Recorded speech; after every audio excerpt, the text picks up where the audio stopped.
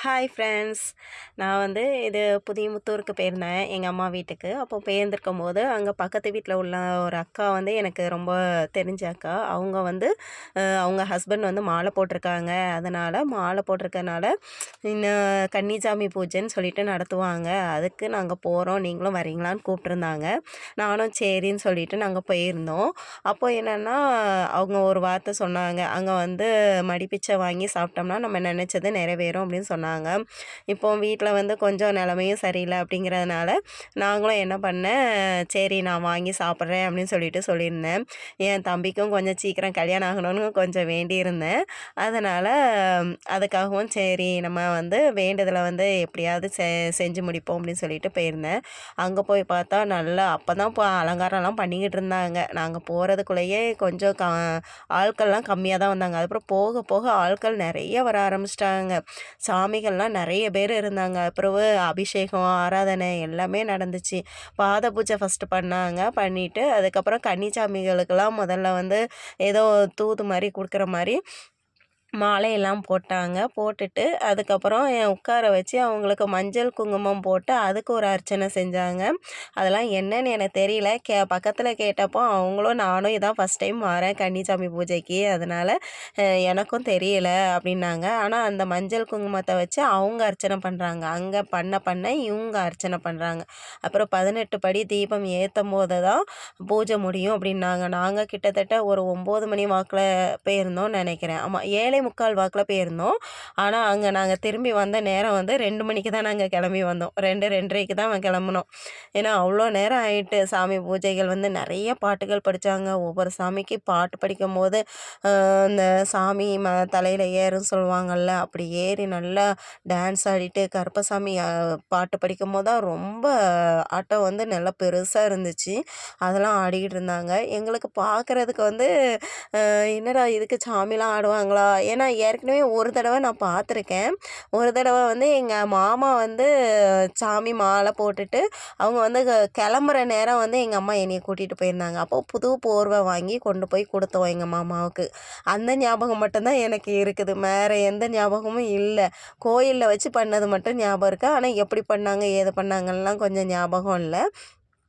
அதுக்கப்புறம் கல்யாணம் முடிஞ்சதுக்கப்புறம் ஒரு தடவை பக்கத்து வீட்டில் கணேஷ்ன்னு சொல்லிட்டு எனக்கு ஒரு தம்பி இருக்கான். அந்த தம்பி பண்ணாப்புல. அவங்க பண்ணும்போதும் நைட்டு கிட்டத்தட்ட ஒரு 3 மணி வாக்கில் தான் என்னைய கூப்பிட்டுருந்தாங்க விடிய காலையில். கூப்பிட்டு வாங்க பூஜையில் கலந்துக்கோங்க அப்படின்னாங்க. நான் நல்ல வேளை அன்னைக்குன்னு பார்த்து கொஞ்சம் தூங்காமல் இருந்ததுனால நானும் சரின்னு கிளம்பி போயிட்டேன்.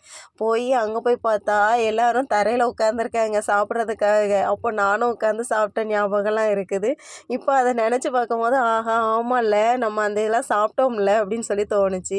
அப்புறம் நான் இவங்கக்கிட்டேயும் நல்லா பூஜைலாம் ஒவ்வொரு விளக்கு 18 விளக்கு ஏற்றி வச்சுருந்தாங்க. அவங்க குடும்பத்தில் உள்ளவங்க யாராவது ஒரு பெண்கள் ஏற்ற சொல்லியிருந்தாங்க.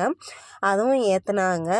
ஏற்றிட்டு அது பிறகு விளக்கு லாஸ்ட்டில் தான் ஏற்றுனாங்க. அந்த 18 படி விளக்கு இருக்குல்ல, அது லாஸ்ட்டு ஏற்றும்போது ஓரளவுக்கு தான் காமிக்க முடிஞ்சது.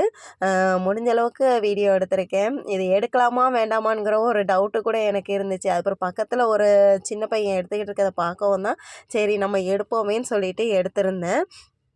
அதுக்கப்புறம் எங்கள் வீட்டில் ஒரு சின்ன ஃபங்க்ஷன் வரப்போகுது. பாருங்கள், நான் அதுக்கு உங்களுக்காக நான் கரெக்டாக ஒரு வீடியோ எடுத்து அனுப்புகிறேன்.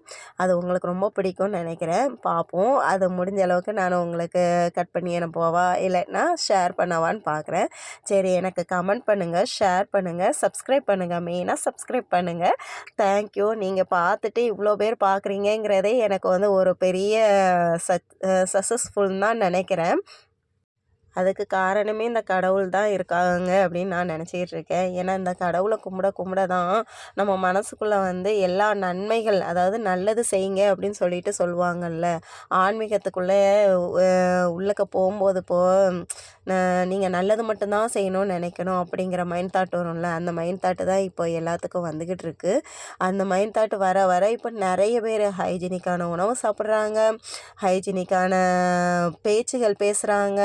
இப்போது நிறைய நான் சர்க்கிளில் பார்த்ததில் கெட்ட வார்த்தைகள் பேசி நான் பார்த்ததில்ல. இதில் ஒரு கன்னிச்சாமின்னு ஒருத்தங்க, அவங்க என் கிட்டத்திலே தான் இருந்தாங்க, அந்த சைடே போகலை. அப்புறம் இங்கே பாட்டு படித்து கும்மி அடித்து ஆடுற மாதிரி அதே மாதிரி ஆடினாங்க.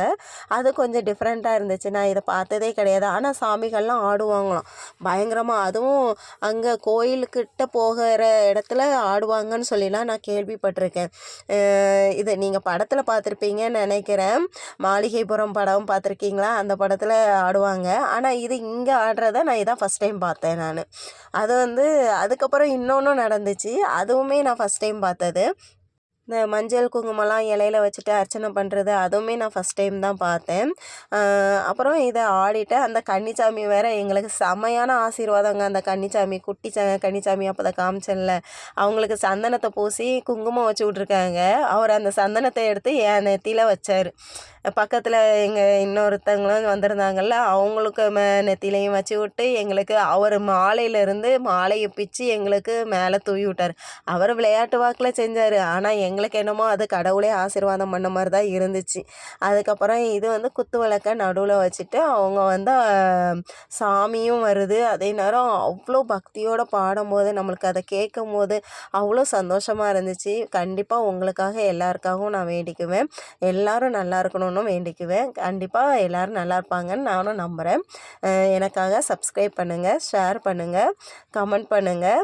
அதுக்கப்புறம் நீங்கள் எப்போவுமே என்னுடைய சேனலை கொஞ்சம் தொடர்ந்து வந்துக்கிட்டு இருந்தீங்கன்னா இனிமேல் அடிக்கடி நான் வீடியோ போடுறதுக்கு ட்ரை பண்ணுறேன். Bye friends. ஹாப்பி என்ஜாய் பண்ணுங்கள்.